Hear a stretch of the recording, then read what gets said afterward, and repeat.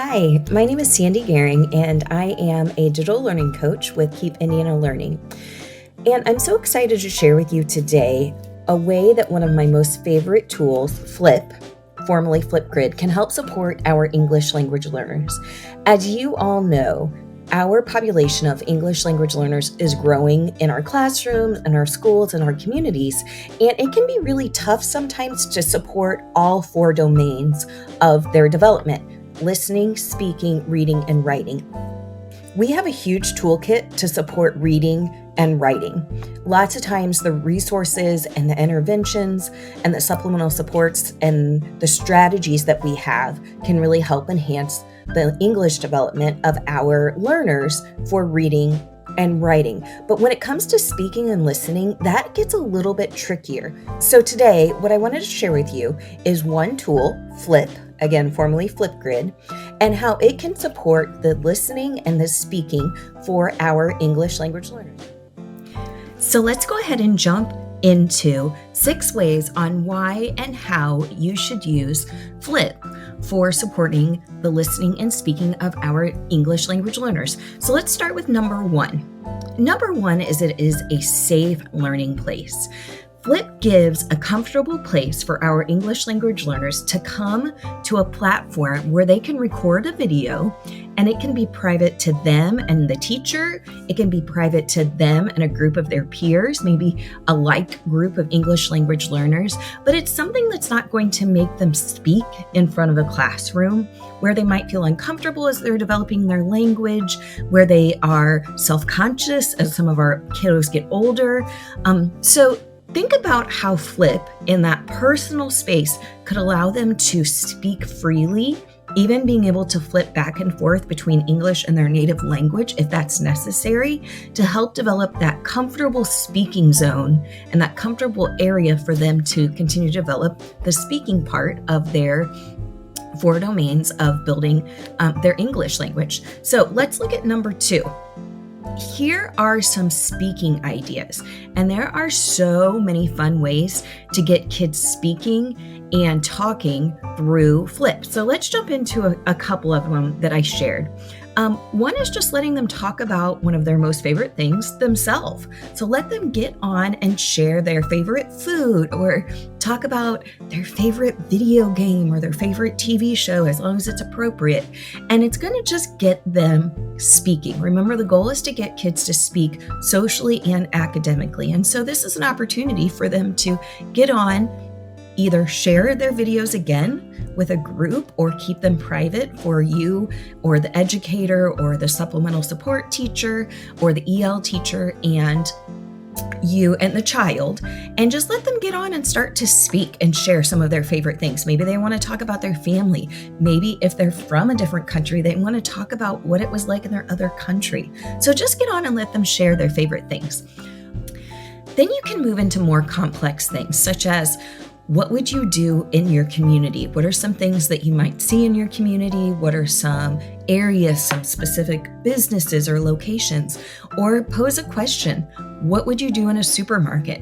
And have students talk about and identify specific foods or fruits and vegetables, objects. Remember, anything that's going to help them develop their speaking language is going to be really beneficial to our English language learners. Another thing that students can do to practice is just sharing a passage. You can have them find a poem. You can have them find a riddle or a tongue twister. All of these things are great to get kids speaking. A song, maybe they want to read the lyrics of their favorite song. Again, having them do it on Flip gives them that private platform that's not shared in front of the class that they can get on, and maybe they want to share the poem with a friend. Maybe they want to read the poetry together. Those are all ways, again, to get the kiddos speaking. Now, let's look at number 3. So number 3 is a listening practice idea.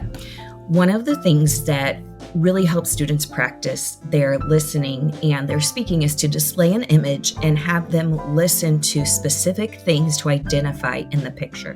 Remember, Flip gives you the ability to display a picture and then record your voice talking about it.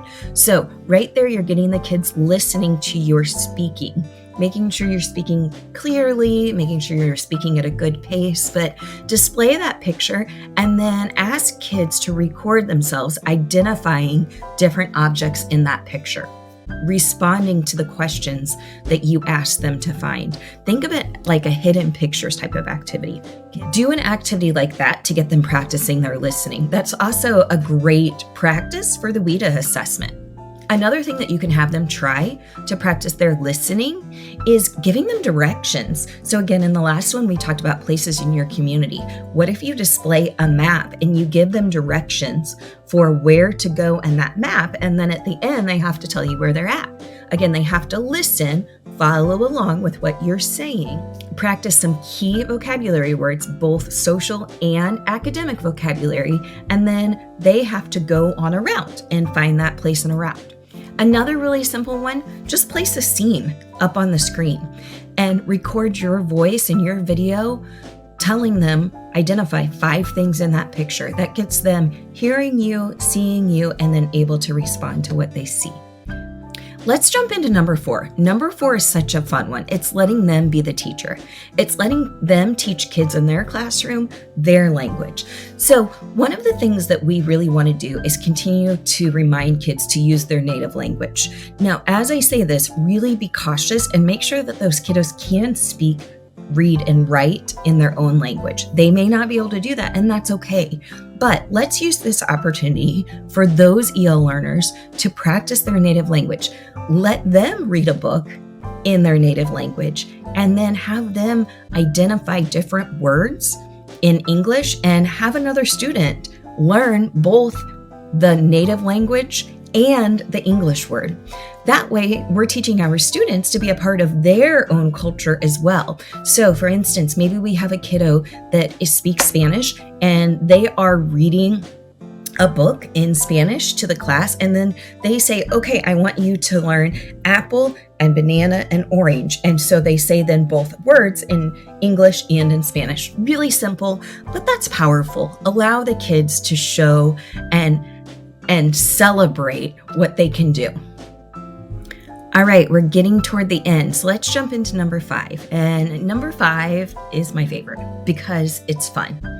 Flip, like I said, is one of my absolute most favorite tools. I love that you can, again, record videos, post pictures. Kids can comment back and forth on each other's videos if you allow them to. So on this one, we just want kids to have fun. So let them get on, let them tell jokes, let them do tongue twisters, let them interview each other. All of those skills are getting them to practice their speaking. And think about if they're interviewing, they're also doing listening. It's that safe platform again. You can decide who they share it out with. Maybe you have a class only for your EL learners.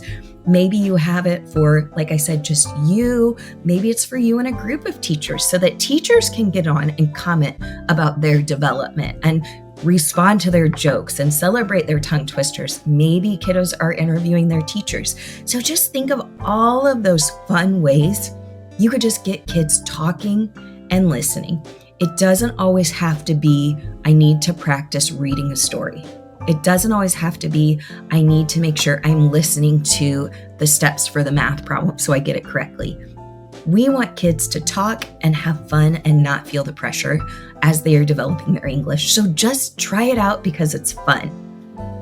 Along with it being fun, it gives them that instant feedback. With the ability to edit your videos right there in Flip, kids can determine if they want to save the video and keep going, or maybe they want to try it again. I know for me, when I record videos, I try multiple times. All right, let's jump into number 6. And number 6 is for you as the educators. There are so many already created topics for Flip. And within Flip, we know that there are topics for reading and writing and content areas. But if you specifically search for English language learners, you already have a bunch of information there. So I have attached the link to this so you can click directly on there and go to that section of Flip. But we want to work smarter, not harder. So if we find something and we vet it and we make sure it's what we need, then use it. It keeps you from having to create something new. Maybe it gives you that idea of how to create what you want, without starting at the beginning. So again, make sure you get on Flip, make sure you check it out, look at what's already created for you, and then use it. Drop it into your classroom. It's really simple. So to wrap up, you can tell how much I love Flip. I think Flip is a great tool, period. But when we think about our English language learners, what an easy way to get them talking and listening. We want to find ways that just easily integrate with what we're already doing to help our English language learners grow. Like I said, I think one of the most powerful things about Flip is that it gives us a safe platform for our English language learners to practice their development, to celebrate where they're at, and to celebrate what they might be speaking and learning at home.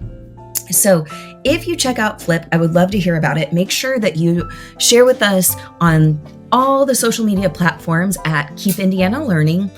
Feel free to reach out to me at Sandy Goehring on Twitter.